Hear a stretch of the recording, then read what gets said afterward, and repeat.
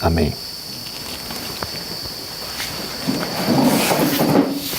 ¿Listo, Jorge? ¿Está listo? Yo también.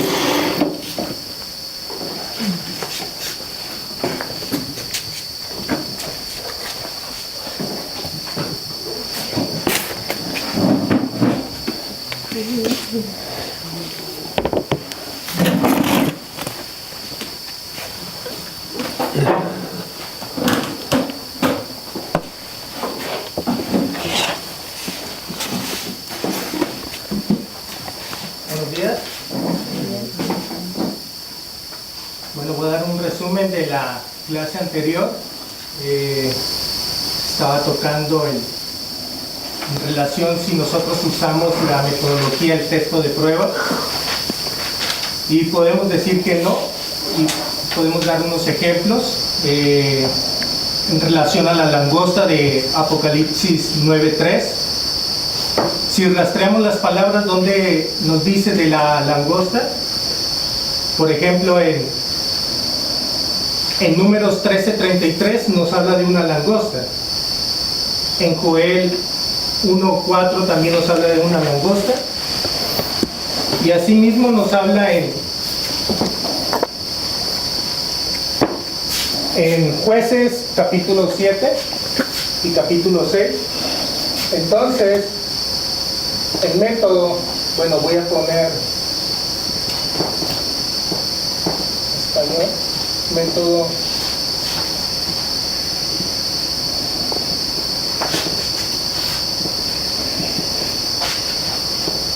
texto de prueba.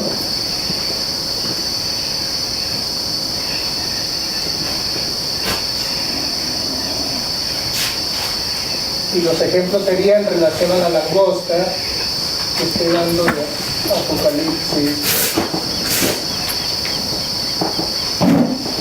9:3 y Números 13:33.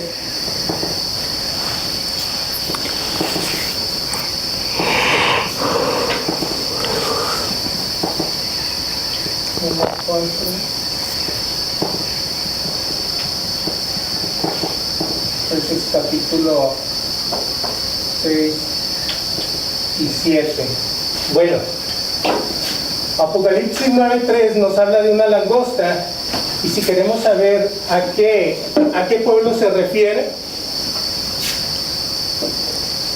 rastreamos esas palabras de la langosta a través de la Biblia y nos va a llevar a Números 13:33, a Joel 1:4 y a Jueces capítulo 6 y 7.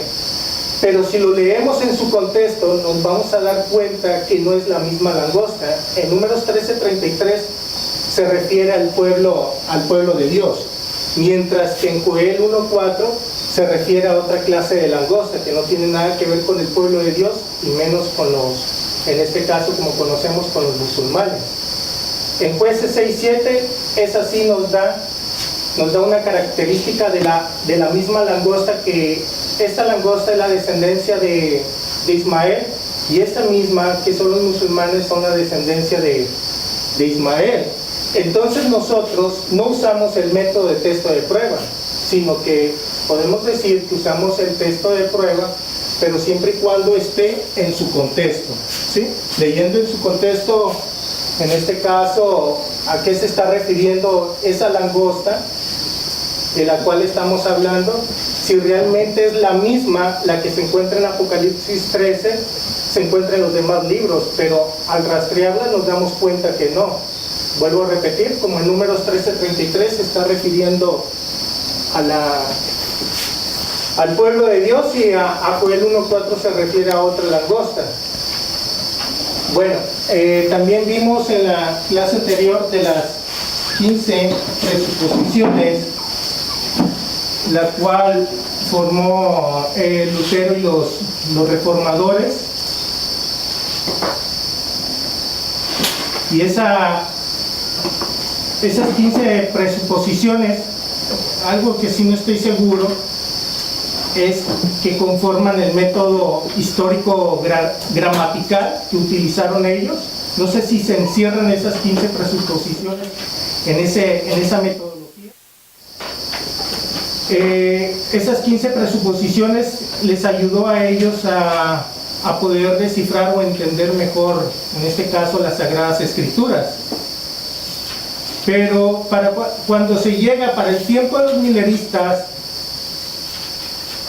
después de toda esa etapa de edad oscura, a ellos ya no les va a servir.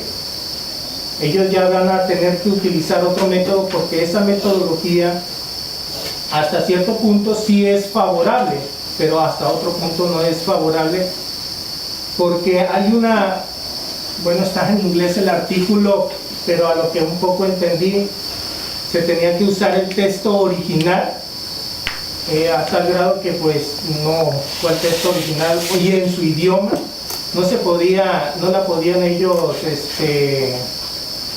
¿cómo se puede decir? Interpretarla, porque había sido adulterada a una de la Vulgata que habían ellos hecho, el romanismo, pero que ni ellos mismos la podían entender. Entonces, en el tiempo de Lutero, los reformadores habían hecho estas 15 presuposiciones, que eso les había ayudado a poder entender la Biblia, ¿sí? Pero cuando se llega el tiempo de los mileristas, los mileristas ya no van a usar esas 15 presuposiciones, sino que van a hacer otro cambio, otra reforma van a entrar en otra reforma para poder entender, en este caso, las Sagradas Escrituras. Bueno, también vimos un ejemplo de Daniel capítulo 8, de los cuatro cuernos que salieron del primer cuerno, y esos 4 cuernos se extendieron a los 4 vientos, y de esos 4 vientos, o de esos 4 cuernos, más bien primeramente, hay una interpretación que se dice que de ahí salió el cuerno pequeño, pero cuando aplicamos un poco el método gramatical, nos damos cuenta que el más cercano que se apega al cuerno pequeño es los 4 vientos, y no los 4 cuernos de donde se dice que salió el cuerno pequeño, ¿sí?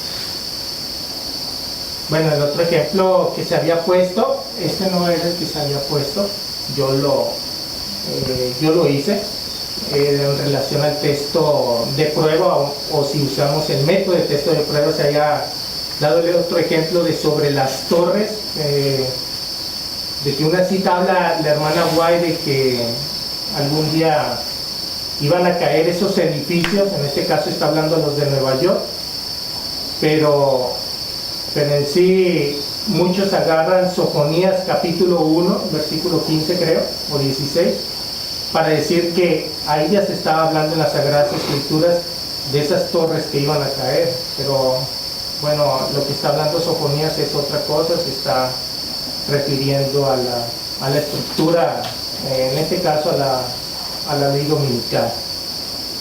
Bueno, que me habían dado 5 minutos, no sé cuánto tiempo he dado de ahorita. 6. Bueno, no sé si haya preguntas, si están a mi alcance la respuesta. Está bien, gracias.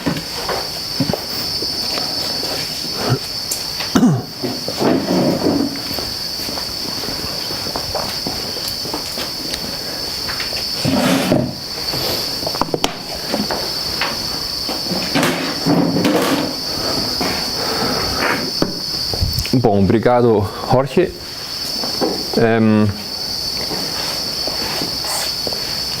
Talvez é pouco também problema de idioma, não? Você é aqui o mais novo enquanto a se adaptar ao português. Tem algumas coisas que O que eu queria dizer é, você simplesmente precisa fazer um resumo, mais nada. Só repetir o que foi falado na última hora, condensar isso em 5 minutos, só isso. Mas acho que o que você apresentou tem alguns pontos que quero esclarecer. Talvez não ficaram claros, ou talvez, em seu caso, não ficaram muito claros. Em relação ao método de texto de prova, é simplesmente o que eu falei, é um método que achamos antes que estávamos usando, mas não estivemos usando esse método. O método de texto de prova, o que quer dizer? Alguém pode definir mais ou menos o que está fazendo o método texto-prova? O que nós achávamos que o que oficialmente é o método. Sim, ele pega textos para provar uma ideia particular. Ok.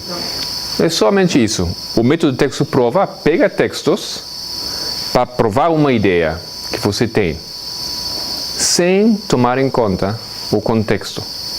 Somente como convém para você. Tá?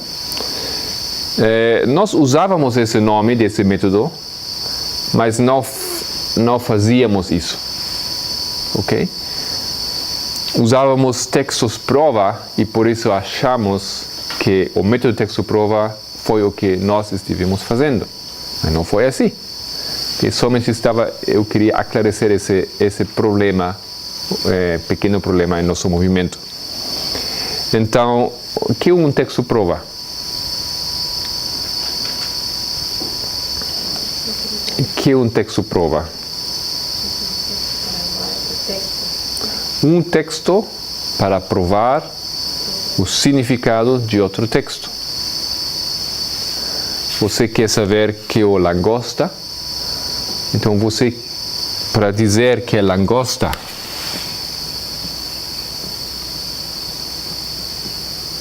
no caso do Joel 1, que é langosta aqui? Você não falou claramente o que é. Que é langosta aqui nesse caso? Como? As 4 gerações de Juventude. As 4 gerações é uma das 4 gerações, não? Então a langosta significa aqui um processo, doble S.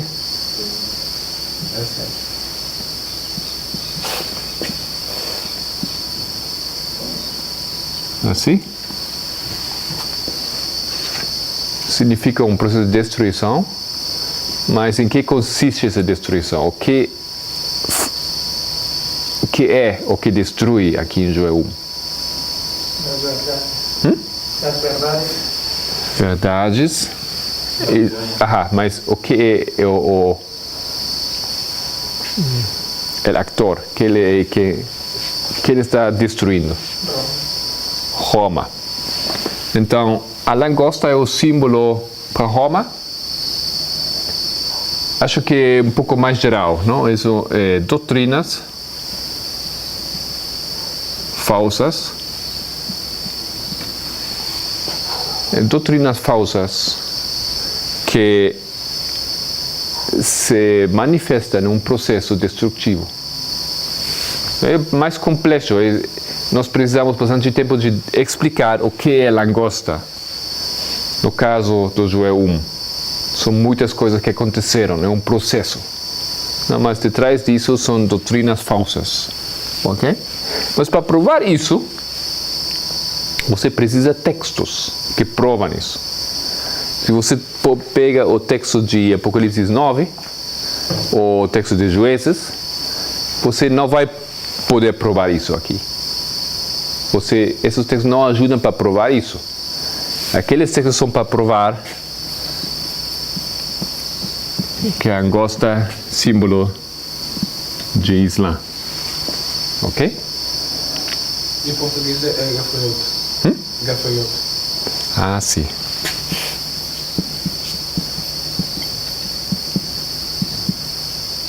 o gafanhoto. Então, o gafanhoto aqui nesse livro, em um caso, significa uma coisa, você tem textos prova para demonstrar que é o Islã. Tá? E esses textos você usa aqui para demonstrar isso, que o gafanhoto é a destruição, a doutrina falsas, é um processo, você vai buscar achar outros textos prova para isso. Então, esse é o texto prova. Mas você tem textos da Bíblia para provar uma interpretação, ok? Nós usamos textos provas todo o tempo, mas isso não é a metodologia de texto prova.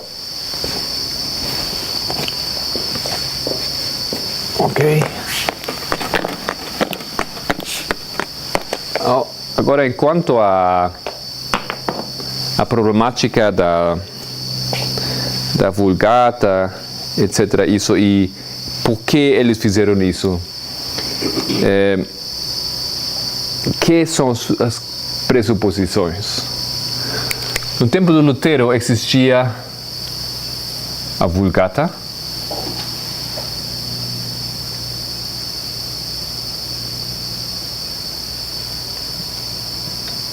existiam outras Bíblias também, não? Outros idiomas, mas isso foi a Bíblia oficial, reconhecida pela Igreja, a Bíblia autoritativa.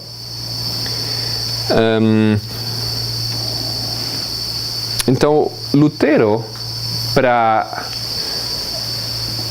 defender o que a Bíblia está dizendo, para descobrir a palavra de Deus, para interpretar o significado da Bíblia, ele tem que fazer um processo. Nesse processo, ele fala, esse livro aqui, eu não posso usar. Por que não posso usar? Porque esse livro tem mais que 66 livros. Não? Então, isso é uma pressuposição. Somente posso usar livros, a Bíblia, Bíblias que têm 66 livros. Esse livro tem apócrifas, não posso usar. Depois, não posso usar esse livro aqui. Por quê? Porque já é traduzido em latim. Eu preciso ir aos textos originais. Tenho que descobrir os manuscritos antigos. Ok? Pressuposição. Ainda ele não está interpretando a Bíblia. Ele não está fazendo nenhuma exegesis. Não está interpretando nada. Para poder interpretar, ele tem que esclarecer esse ponto aqui, esse problema. Okay? E assim ele coloca vários pontos. Para poder interpretar a Bíblia, eu tenho que reconhecer que o Antigo Testamento e o Novo Testamento são inspirados por Deus. Um explica o outro, etc, etc. Essas são as pressuposições. Todas essas pressuposições, logo, para ele, produzem uma necessidade. A necessidade que não existe Bíblia que dá para usar para o povo. Só tem os textos antigos em que confiar. Por esse motivo, ele tem que traduzir uma Bíblia.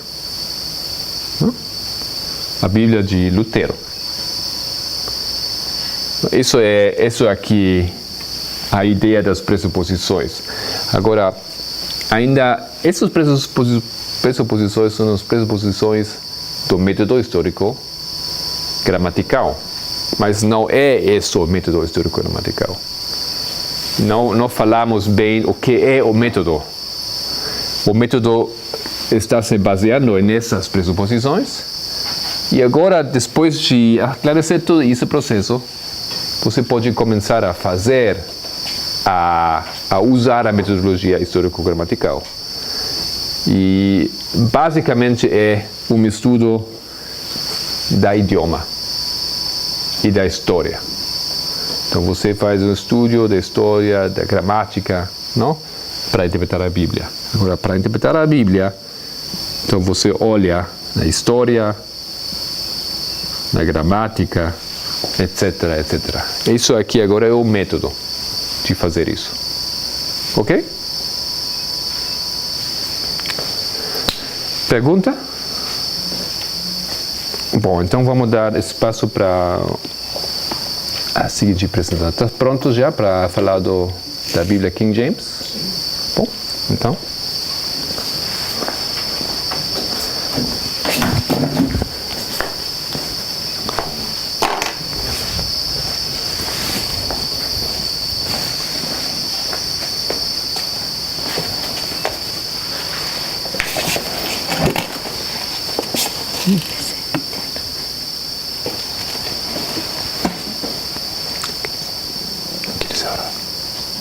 Bom dia. Nesse momento eu vou passar para vocês algumas informações sobre a versão da King James, né? Não sei se todos têm algum conhecimento de como ela foi feita, como foi o desenvolvimento, quem foi o rei James. A primeira coisa que a gente pensa ao ler King James Version, né? Se foi um rei, realmente existiu, é só um nome para a Bíblia. E um pouco da história dele que eu vou contar. Ele nasceu em 1506 e 1566 no castelo de Edimburgo, na Escócia. O pai dele foi assassinado um ano depois disso, ele não tinha nenhum ano ainda. E a mãe dele foi acusada, né, de ter participado do assassinato, então ela teve que abrir mão do trono.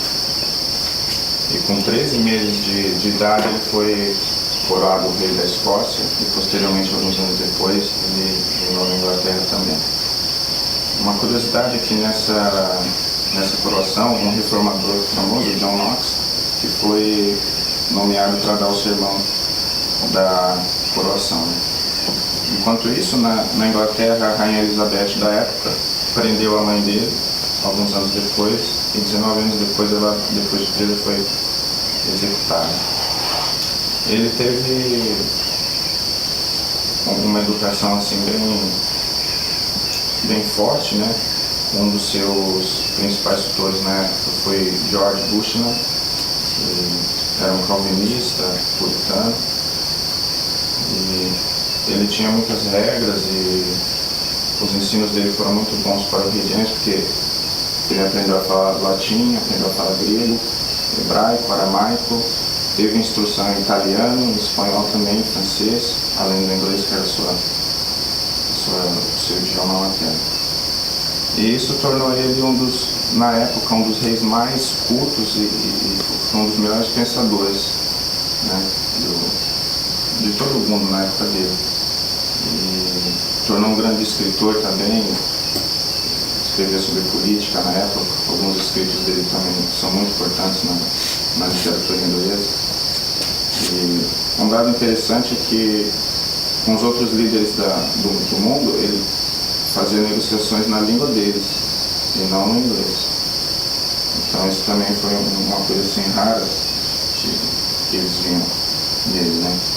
E como ele era assim, não teve uma educação católica, ele sempre foi contra algumas coisas do catolicismo, né? Era considerado também um evangelista, pregador, um reformador. Ele era da igreja protestante, né? E consideravam ele como um inimigo mortal da igreja. Porém, a igreja católica nunca disse isso abertamente, que eles eram inimigos. Eles sempre consideravam ele como um ambicioso, alguém corajoso para bater de frente à igreja, mas nunca um inimigo mortal, até porque ele era o rei da época, né? E essa é um pouco da história dele. Ele tinha algumas enfermidades também, que impossibilitavam de algumas coisas. E falando um pouco da versão da Bíblia agora, em 1604 ele organizou uma conferência para saber o que estava de errado com a igreja na época, né? O que precisava fazer pelo povo. E ele organizou essa comissão, alguns líderes. E um deles, chamado Dr.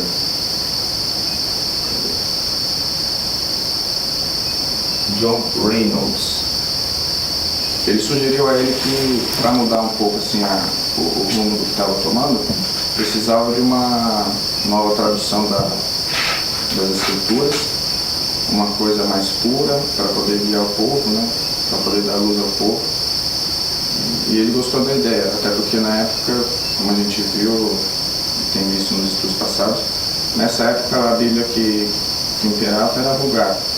Tinha algumas outras, como a Bíblia de Genebra, que foi feita em inglês também, mas não eram Bíblias autorizadas, eram apenas resquícios, né?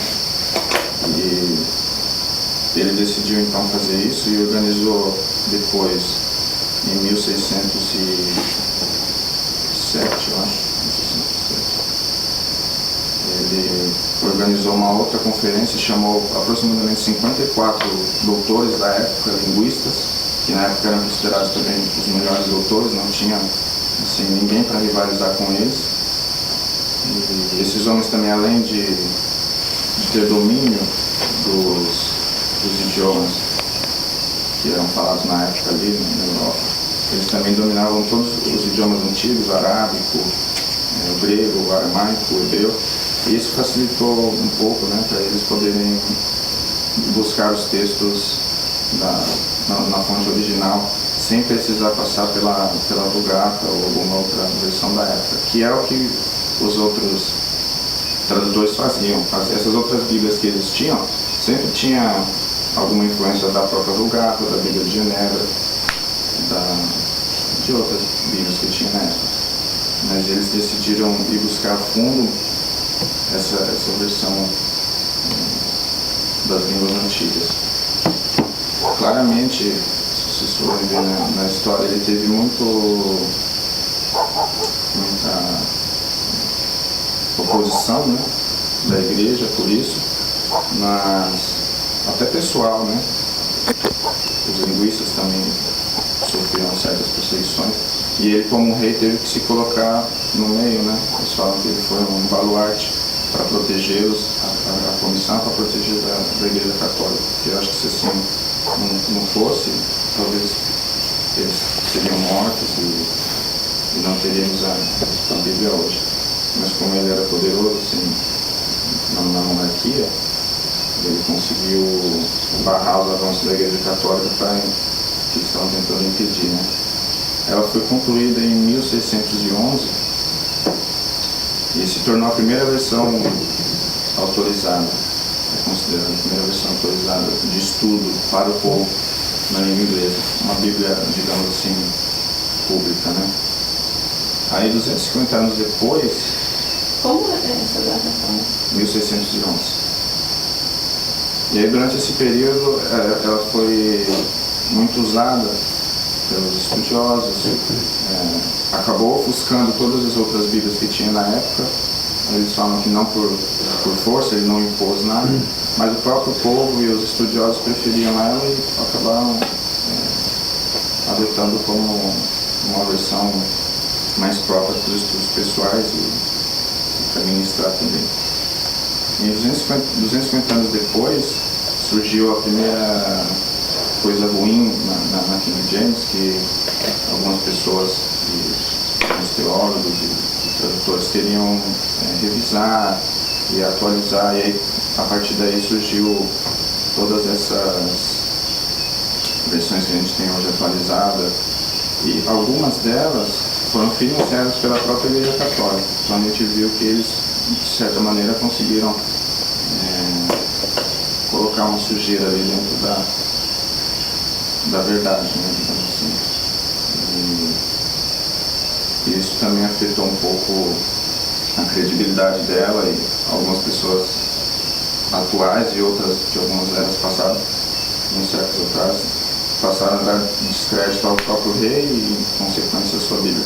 Também por causa dessas traduções erradas que fizeram, mas não foi suficiente para deixá-la inteira como uma Bíblia, assim, um rótulo de um livro errado. Até hoje ela é bem conceituada, né? Principalmente lá.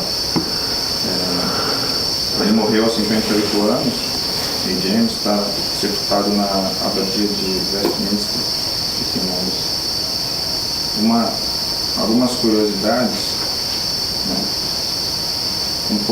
Poucos anos antes, existiu um teólogo e acadêmico chamado William Tyndale, que ele traduziu o Novo Testamento para o inglês, só que era uma versão assim, não era autorizada pela igreja, logicamente, e ele foi perseguido e morto em Bruxelas, em fogueira.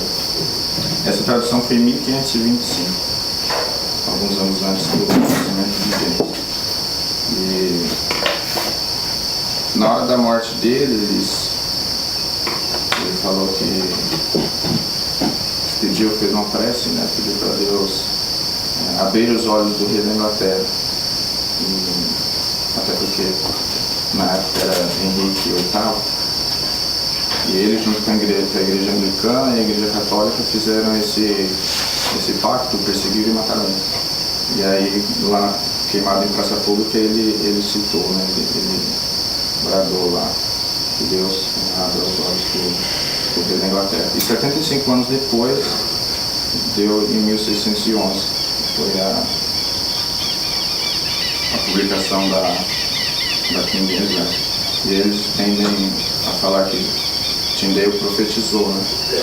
Ele pediu por clemência e falou para Deus abrir os olhos do rei da Inglaterra, que na época era ruim. E aí depois surgiu o rei James, que para o povo foi bom e assim também conseguiu trazer uma versão mais pura, assim como o Tyndale também tentou fazer com a música cristã. Outra curiosidade também, em 1604,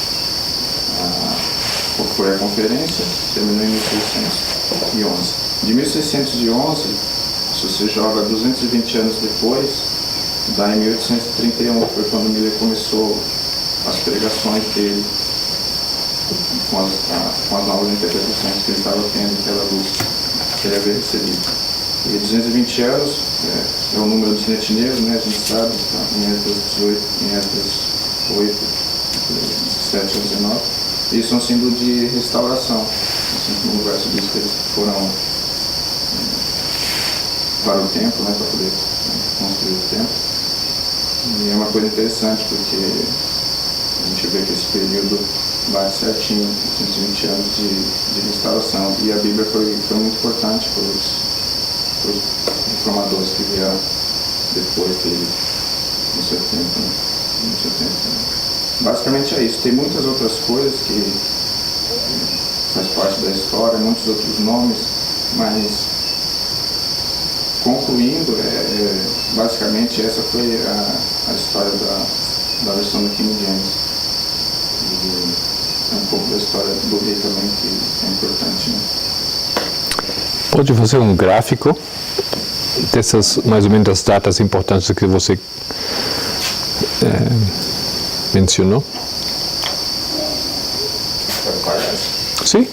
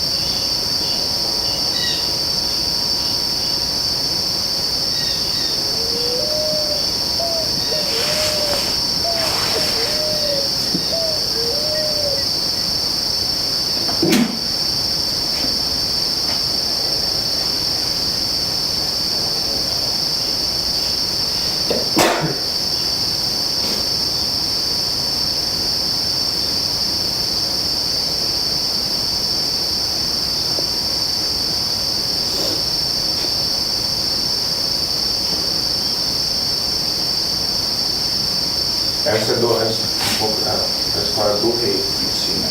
Aí tinha uma parte da conferência que uniu os líderes da época para saber o que precisava melhorar com o povo na situação da igreja. Aqui a publicação e a marcha. Agora eu vou fazer a outra para vocês. Ou coloca em vermelho lá, na mesma linha. Em vermelho, coloca dentro da mesma linha.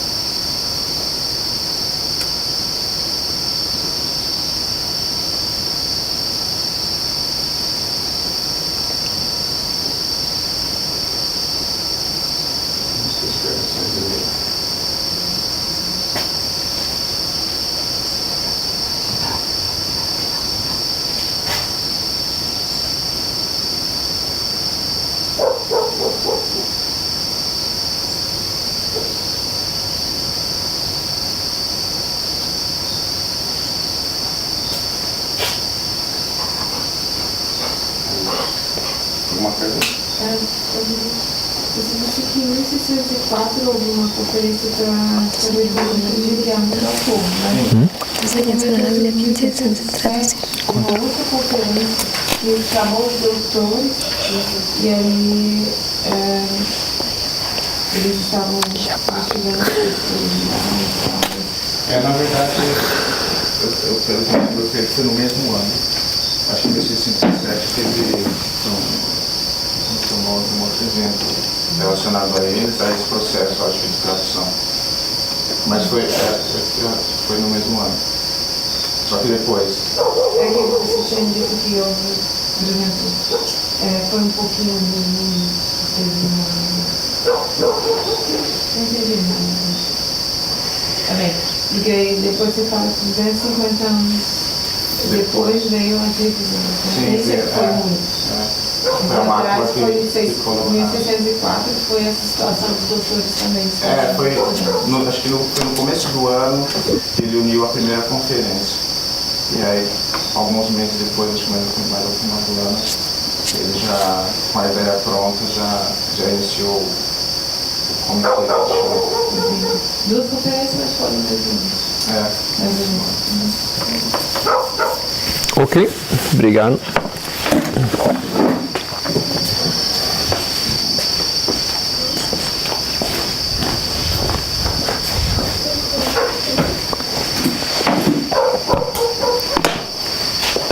Muito obrigado.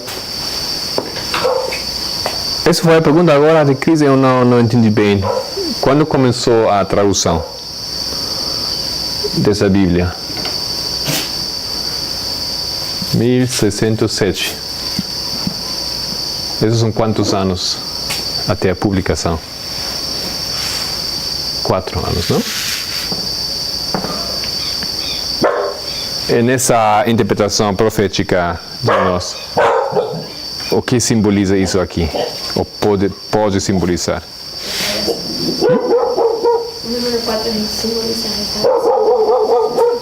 4, restauração?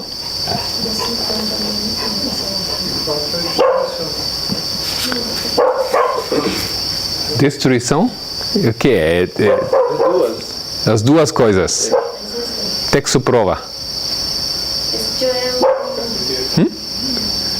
Destruição seria Joel 1. A destruição, por exemplo, em Joel 1. Ok? Um texto prova da restauração. Zacarias. Os 4 carpinteiros de Zacarias. Não? Eles restauram. Então, o número 4 não é um símbolo de restauração, nem de destruição, é um símbolo de progresso. É um progresso. Pode ser progresso para destruir, pode ser progresso para construir. Ok? Acho que em 1607 foi enviado colonos, acho que eles fundaram o estado da Virgínia, em uma cidade com o nome de Jamestown. dessa época. Também? Isso. Mas a tradução foi em 1604. 604. A tradução 4? Isso. Não. Son 7 años. Mas algo que você mencionou como 1607. Era esse fato que ele tentou ser morto também. Não, ok. Tem mais algumas coisas que eu queria... Vamos voltar a isso aqui. Você falou que essa foi a primeira tradução autorizada. Isso. Não? Isso é talvez uma pequena confusão lá. Porque o nome dessa Bíblia, muito tempo não tinha nome. Hoje em dia, o nome é assim, King James Version ou King James Bible. Isso assim nos Estados Unidos. Mas em Inglaterra, o nome é diferente. Authorized Version. A versão autorizada. Ok? A abreviatura para isso KJV, KJB, AV. Ok. Isso somente quer dizer que essa Bíblia foi autorizada pela igreja, mas não foi a primeira. Tinha duas Bíblias antes da King James que foram autorizadas. A primeira foi The Great Bible. A segunda autorizada foi The Bishop's Bible.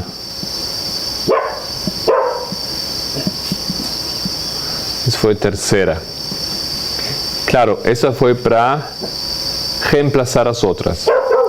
Aquelas duas traduções que existiam em inglês, traduções, todas são Bíblias da Reforma. Você vai ver quando começa a Reforma na Europa, aparecem Bíblias, novas traduções, justamente por aquele problema que já descrevimos, que foi o problema de Lutero e todos os reformadores. Não tinha Bíblia em que confiar. Então, traduzem essas Bíblias. Essa Bíblia foi encomendada por aquele rei que você mencionou. Henrique, o oitavo, não? Henry, em inglês. Henry VIII. Mas tem problemas de tradução, tem erros de tradução e também tem uma inclinação na teologia que alguns dentro da igreja em Inglaterra, especificamente os puritanos, se ofenderam com aqueles problemas. Eles falaram, isso fala coisa que essa Bíblia que não é que nós acreditamos. Tem uma tendência nessa Bíblia. Então, a influência dos puritanos, os problemas de tradução que tinham, basicamente essas coisas causaram a necessidade de fazer uma nova tradução. E o rei James, ele compreendeu isso muito bem, está a favor a isso, e foi decidido nessa conferência de fazer essa tradução. Mas da decisão até o processo de tradução passaram alguns anos. Porque, como você falou, eles elegeram 54 ou quanto? 54 homens, mas dos 54 somente usaram finalmente 47 homens para fazer a tradução que começou nesse ano aqui. E você lembra um pouco como foi o processo da tradução? Como funcionou isso? Na verdade, eu não ia a fundo, assim. Ok. Assim, Eles fizeram 4 equipes. sim, isso é verdade. Não? 4 equipes. E uma equipe tinha o livro Os Apócrifos, outros os Salmos, e não lembro bem, Novo Testamento, outros textos, assim, foram divididos e estavam em diferentes lares também, Universidade de Westminster, Oxford e Cambridge, esses 3 lugares foram divididos.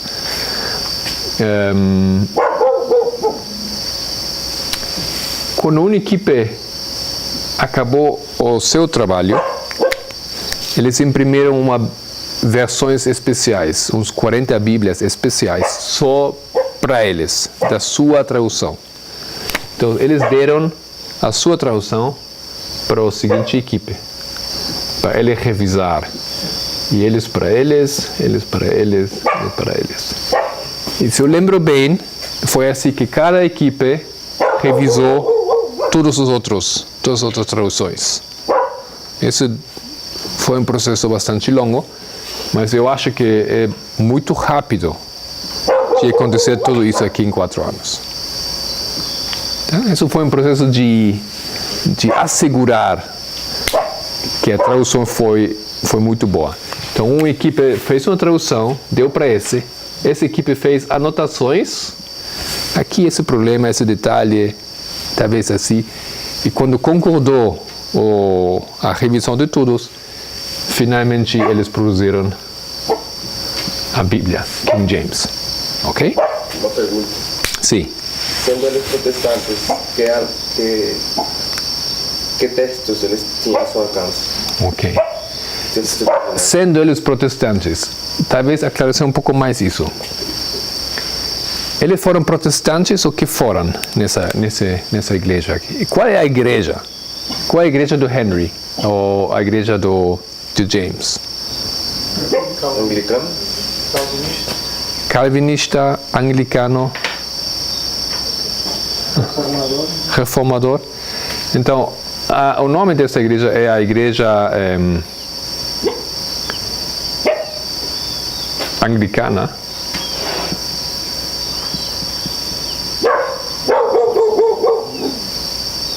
A igreja anglicana acha-se, primeiro, católico, segundo, reformado. Uma coisa um pouco estranha.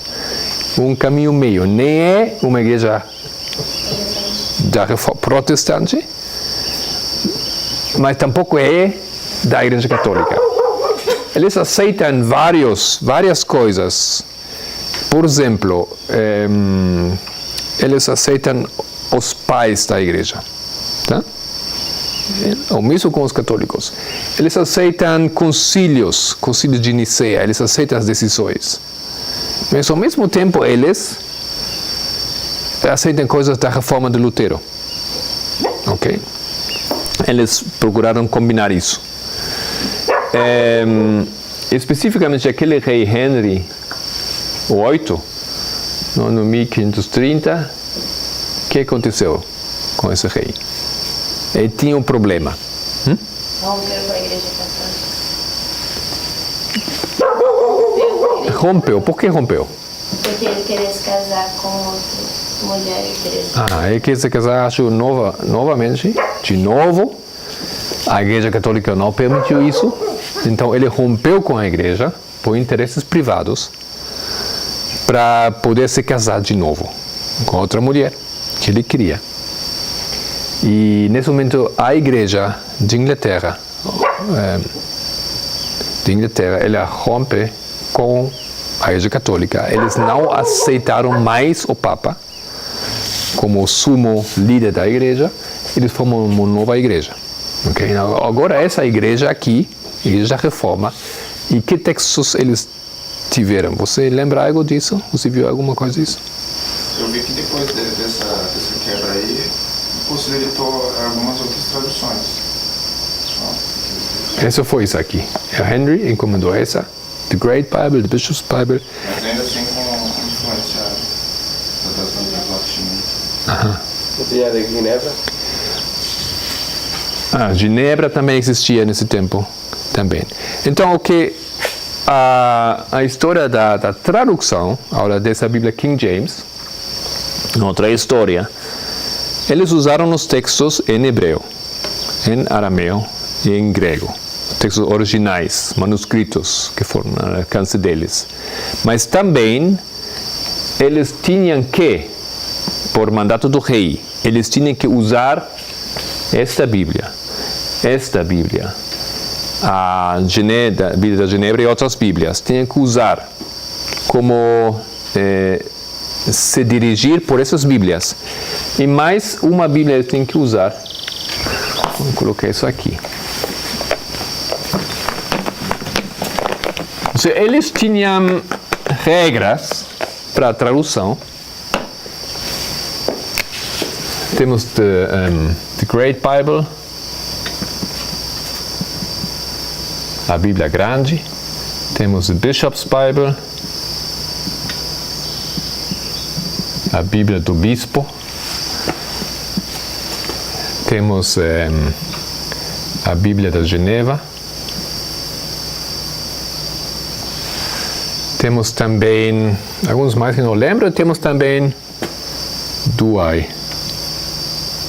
Acho que assim se escreve. Bible Douay Version. Alguma vez você trabalhou Wycliffe? Wycliffe. Qual foi? Você lembra? Não lembro. Acho que é aqui. Essa Douay, por exemplo, é a tradução da Vulgata ao inglês. Ok? Eles usaram essas Bíblias para a tradução. Por exemplo, eles tinham que usar os mesmos nomes que todo mundo estava acostumado. Como pronunciar um nome das pessoas. Eles não queriam que eles traduzam os nomes melhor ou de novo, por exemplo. Lugares e pessoas. Ou lares também, e as pessoas, etc. Exato. Então eles falaram, não, vocês vão usar os nomes que o povo já conhece, está acostumado. Então usaram essas Bíblias também. Então, quando na primeira página da Bíblia fala é uma tradução à base das línguas antigas e de outras traduções. Então, eles usam essas traduções também. Mas, basicamente, eles usam o texto antigo, as línguas originais. E também, eles usaram também o texto latim, especificamente para Apocalipse, livros apócrifos. Também usaram o texto latim. Essa é uma história um pouco complicada, tem muitos detalhes lá para ver investigar. Mas, agora, por que essa Bíblia é tão importante assim? Por que tão prominente? O que é o especial? Por que não foi essa Bíblia? Porque é muito querido por o povo também. Porque a Bíblia King James foi a Bíblia, e é a Bíblia mais usada no mundo. A tradução mais usada. Porque tinha várias coisas. Foi uma tradução ao nível, você fala escolar ou a nível da teologia. Essa palavra aqui. Acadêmico. Acadêmico, muito bom. Um nível muito alto. Todos os teólogos viram bom. Fizeram muito bom trabalho aqui. Mas não somente isso, sino também ao nível da idioma. É muito lindo. Não? Linguístico. Eles não só dominavam os idiomas, até costumes e cultura eles sabiam dos seus povos antigos. Ok. Então, linguístico e histórico. Mas esses foram o que destacava. Temos Bíblias, não sei em português, mas eu sei de alemão. Temos Bíblias que são muitas boas traduções ao nível acadêmico, mas difícil para ler. A linguagem é difícil. Pode ser bom, pode ser correto, mas é difícil para ler, não um bom alemão, assim, a um nível linguístico.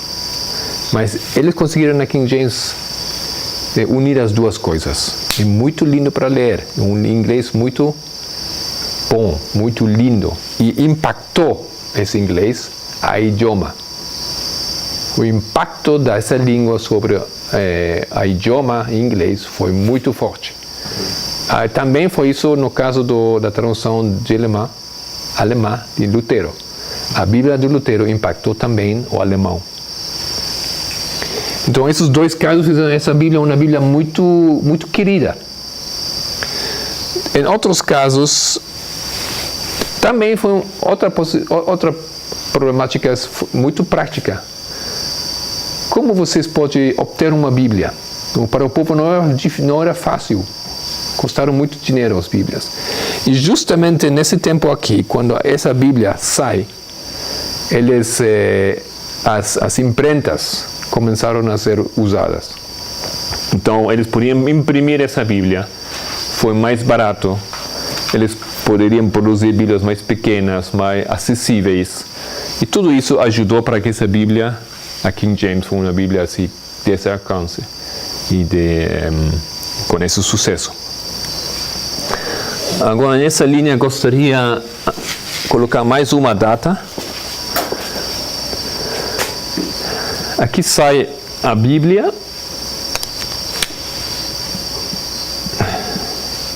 E depois essa Bíblia é multiplicada, imprimida por diferentes lugares, diferentes imprentas. E com o tempo acontece uma coisa, que a Bíblia é um pouco destruída por erros dos impressores. Não? Eles colocam talvez algumas coisas erradas. E com o tempo algumas coisas foram simplesmente empeorando. Então eles viram a necessidade de revisar essa Bíblia. Se você lembra a data? Acho que 1700. A revisão. É datado as primeiras revisões de 250 anos depois disso. Ok. Eu me referia a essa revisão. 1769.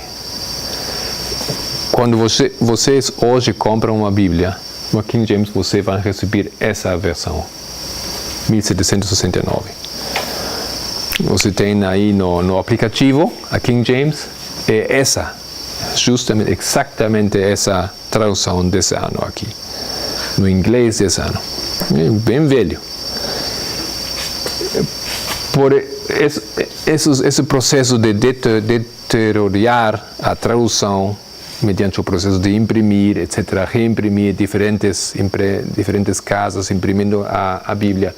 Então, eles viram que foi preciso de revisar um pouco. E o que fizeram não foram muitas alterações, mas detalhes.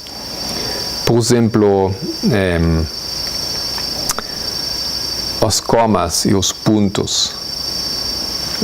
Fazer tudo da mesma maneira em toda a Bíblia.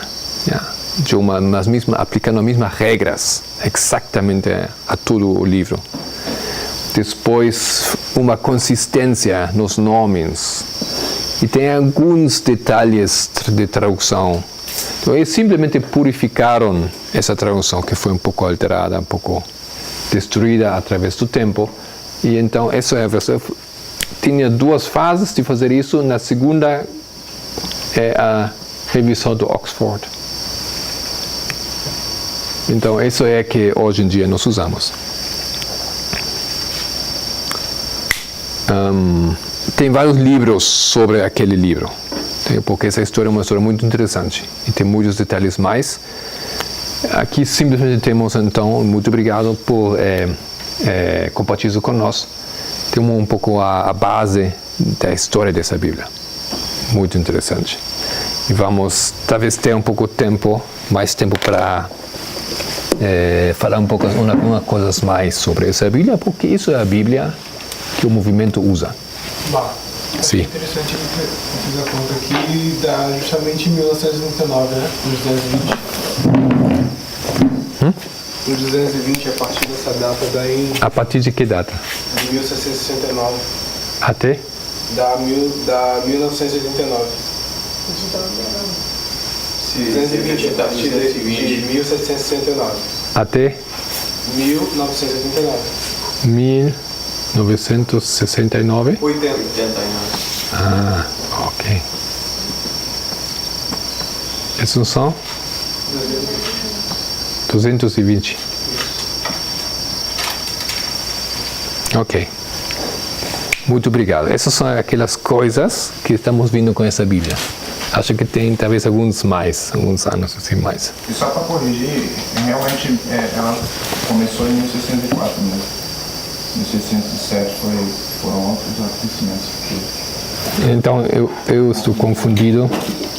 Também porque a tradução da Bíblia King James demorou 7 anos. Né?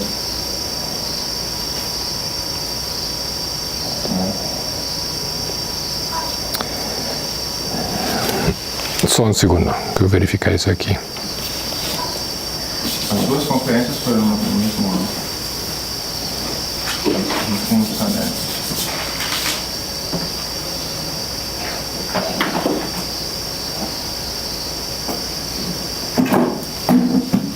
Aqui na minha tradução fala que hoje foi a revisão terminou em 811.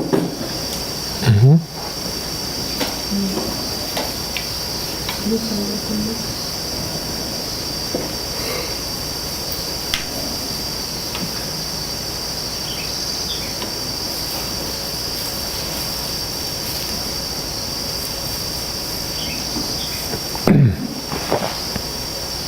Sim, você tem razão, é correto. Eu tinha falado também, mas eu coloquei para o Marco em 1607.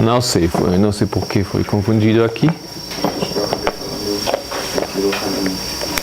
Então temos aqui um processo de 7 anos. 7 anos. Obrigado. Nada a ver.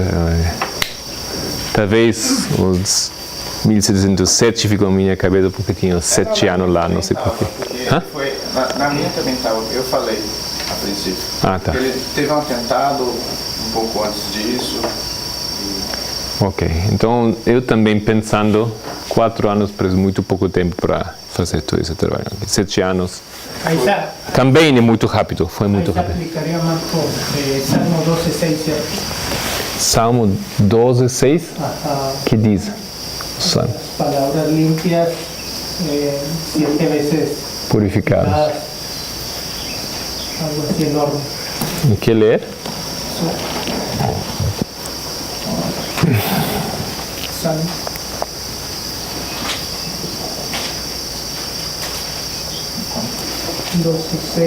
Dice, las palabras de Jehová son palabras puras como plata refinada en horno de tierra purificada 7 veces.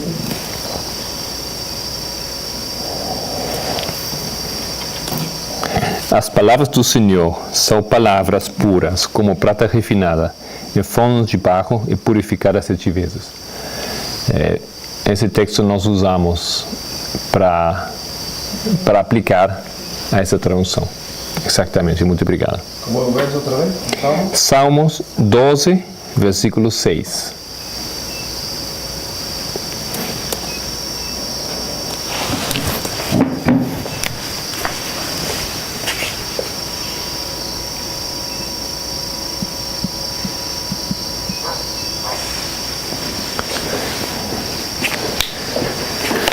Ok, os minutos restantes, 20 minutos restantes, eu gostaria de continuar um pouco sobre o problema do Miller. Na reforma de Miller, em teoria, é uma reforma de um sistema que deveria ser bom, porque é uma reforma dentro dos protestantes. Os protestantes têm um método histórico gramatical, o método que foi elaborado por Lutero e os outros reformadores. Mas esse método ficou problemático depois de um tempo. E queríamos ver qual é o problema com esse método. Qual é o problema se esse método foi o método da reforma?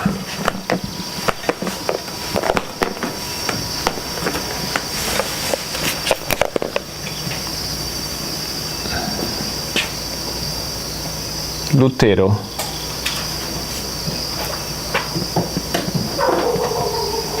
o método histórico e gramatical. Miller. Desse momento até esse ponto aqui, século XVI até o século XVIII, XIX, aconteceu alguma coisa de fazer desse método, o método da reforma, o método que tinha que ser reformado. Ok?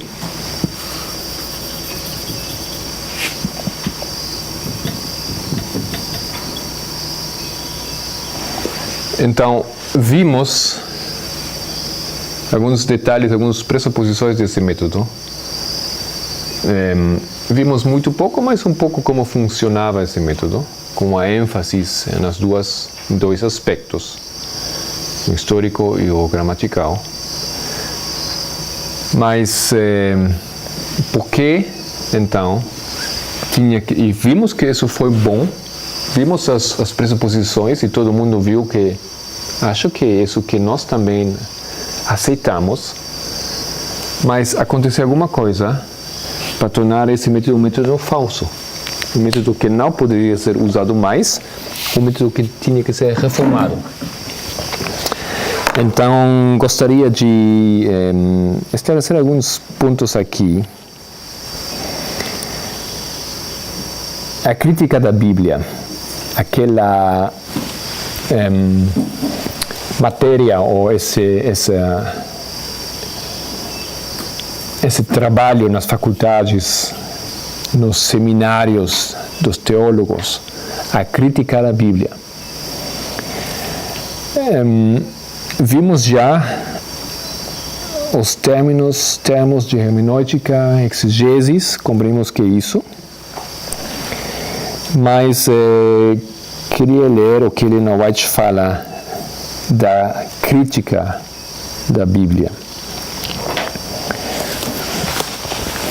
Isto é aqui, isto é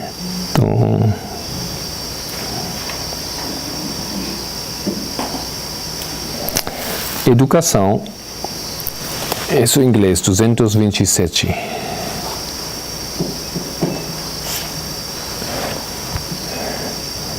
Educação 277.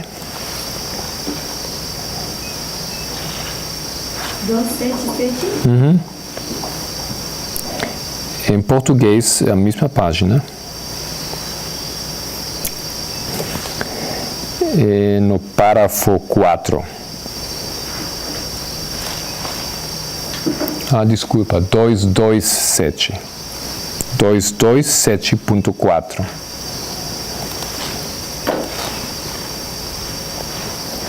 Educação 227.4.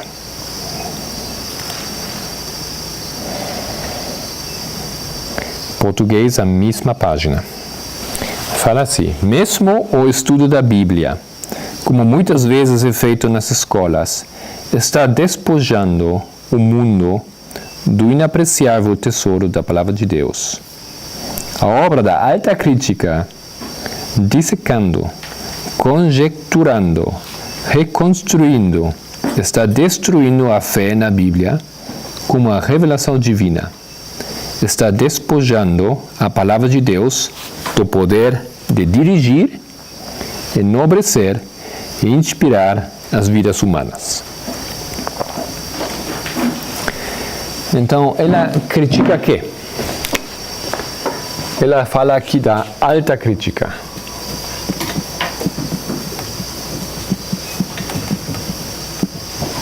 Precisamos definir o que é alta crítica.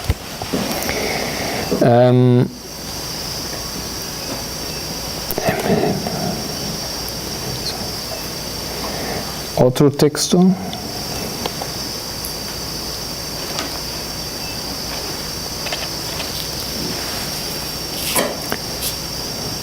Acho que não tem em português, ou tem?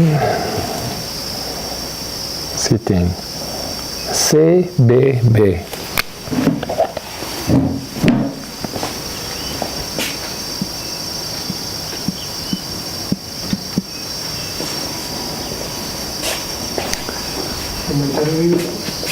No. Ministério de Curação, não? Acho que isso em espanhol, isso aqui. Ministério da Curação, de Curação.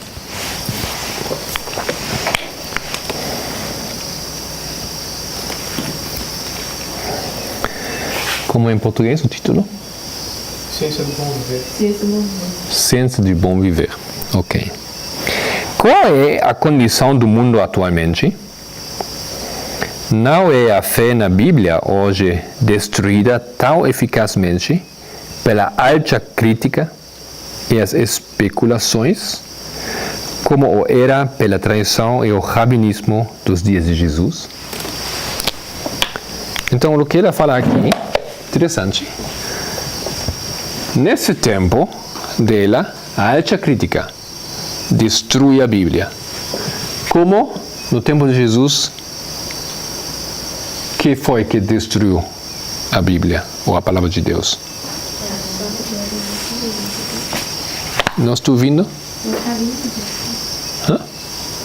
O que ela está dizendo? Rabinismo, correto?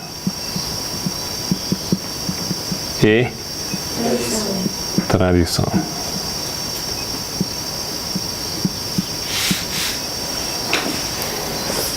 Então, outros textos ela fala também das filosofias.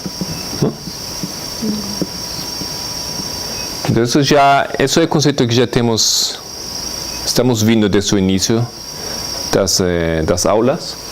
Essas são as coisas nesse tempo e aqui temos outro problema. Agora, alta crítica. O que é a alta crítica?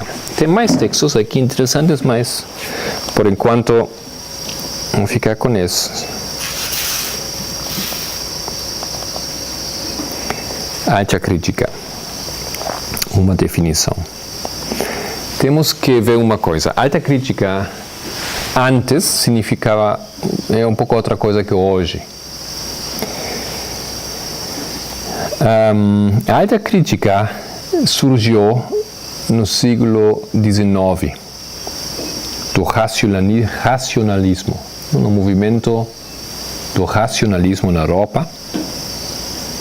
E o que pergunta a alta crítica, o que pesquisa, é o seguinte aqui. Uma crítica do texto e quer saber origem, com M, quer saber a composição,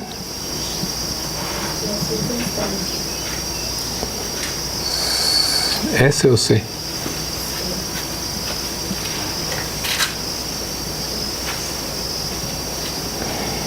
Quer saber,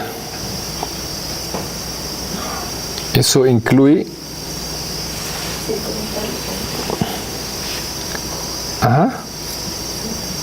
como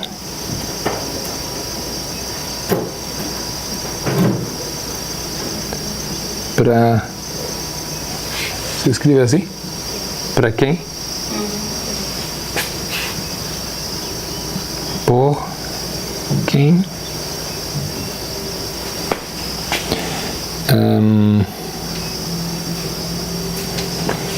Circunstâncias,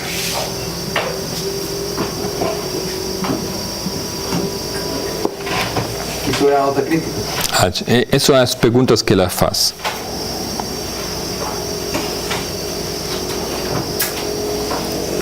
As influências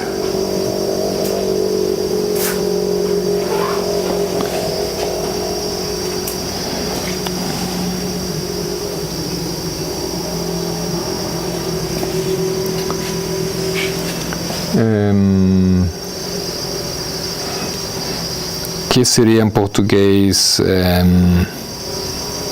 sources, fuentes em espanhol. As fontes. Fontes?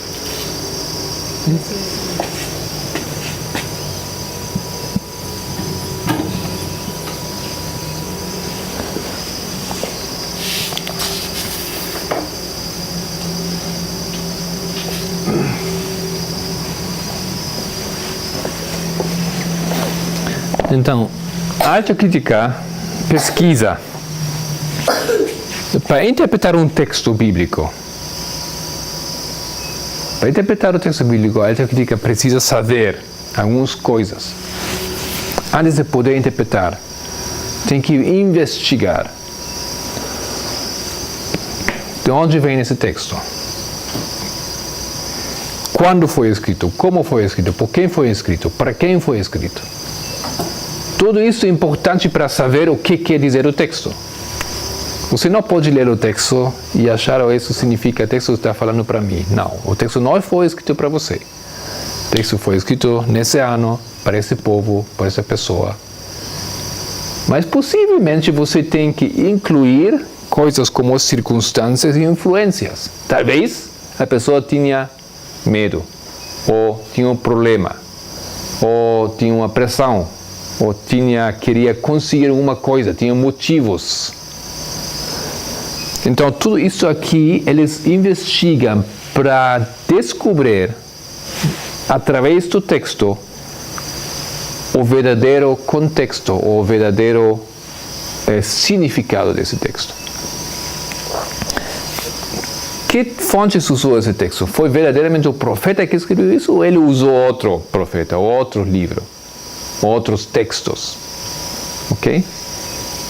Possivelmente não foi ele. Possivelmente ele usou textos já existentes nesse tempo, por exemplo.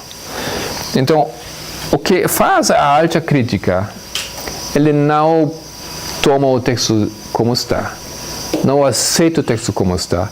Ele quer descobrir a verdade detrás do texto. O que está detrás desse texto? Se vocês me entregam uma tarefa, ou na universidade, o professor faz uma coisa similar.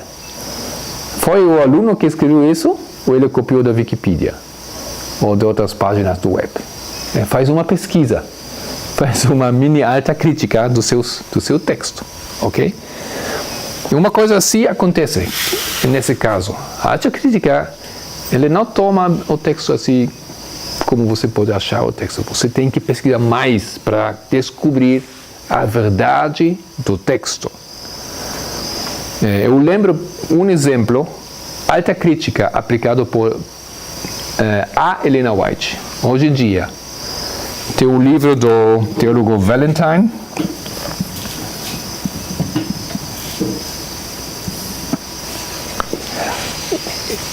O livro chama-se mais ou menos A Relação da Profeta com os Presidentes da Igreja Adventista.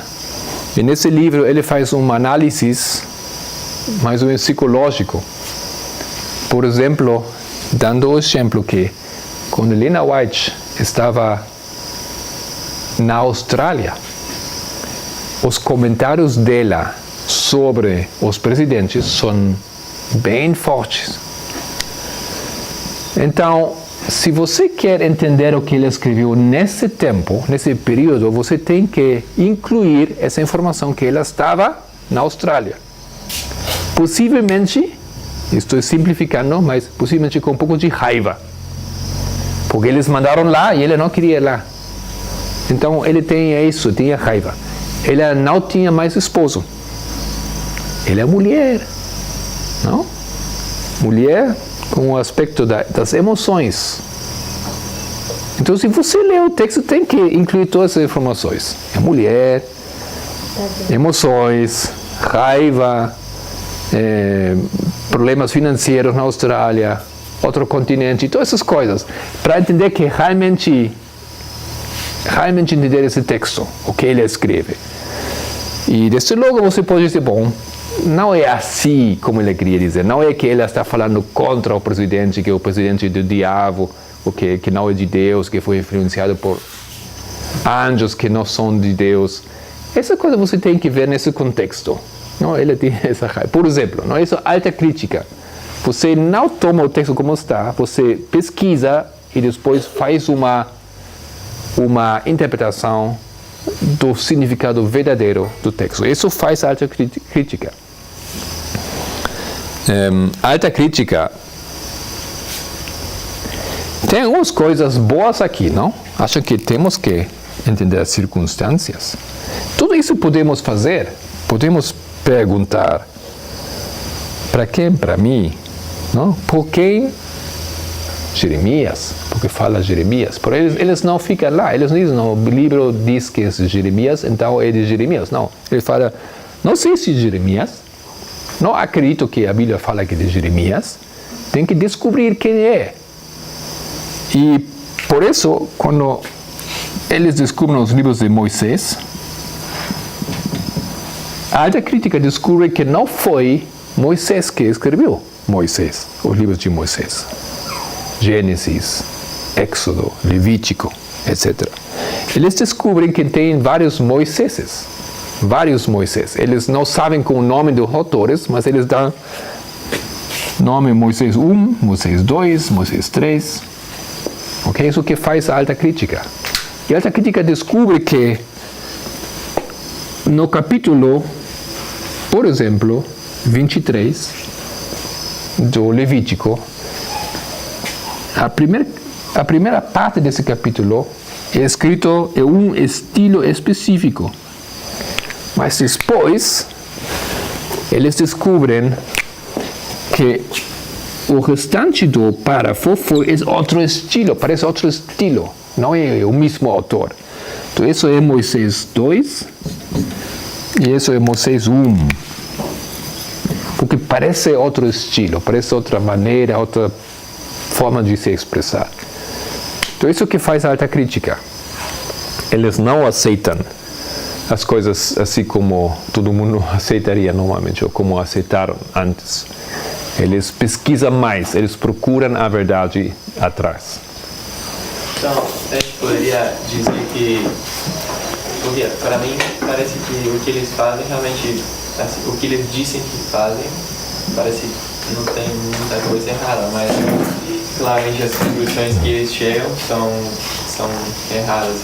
Então, será que o que eles dizem que fazem está certo, mas o que eles acabam fazendo, por alguma razão, as conclusões, através de aplicar esse método, são... Eu acho que compreendo o que você quer dizer. Não? Parece bom isso aqui. Para você, para mim, parece bom. Mas para um acadêmico, um teórico, não é isso. Não é a mesma coisa que você acha. Perguntar por quem implica o que a Bíblia diz que foi escrito por Jeremias. Eu não posso acreditar nisso. Eu tenho que investigar. Porque isso implica isso. Para você não implica isso. Você pergunta por quem foi escrito. Bom, você tem maneiras de descobrir bem fácil. Mas se você é acadêmico, você tem que fazer outro tipo de pesquisa. Uma pesquisa acadêmica. Você tem que investigar. Você precisa de fontes para sustentar que foi escrito por Jeremias. A Bíblia fala de Jeremias, é uma fonte, é somente um testemunho. Mas você precisa de outros. Então começa um processo de investigar. Basicamente, o crítico aqui não acredita o que está escrito na Bíblia. Não acho que é inspirado. Bom, não acho que eles falariam assim. Ele tem sua maneira para dizer que tipo de inspiração, diferentes tipos de inspiração.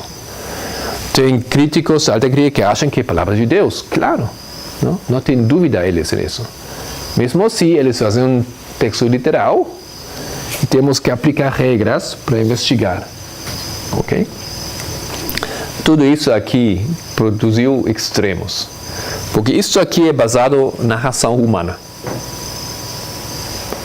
O que o investigador descobre, o seu conhecimento da história, da idioma, sociologia, tantas coisas para descobrir tudo isso aqui. Ok, vamos então acabar aqui nessa hora e no domingo vamos a continuar para nos acercar um pouco mais a do que Miller fez e a que nós estamos fazendo. Ok.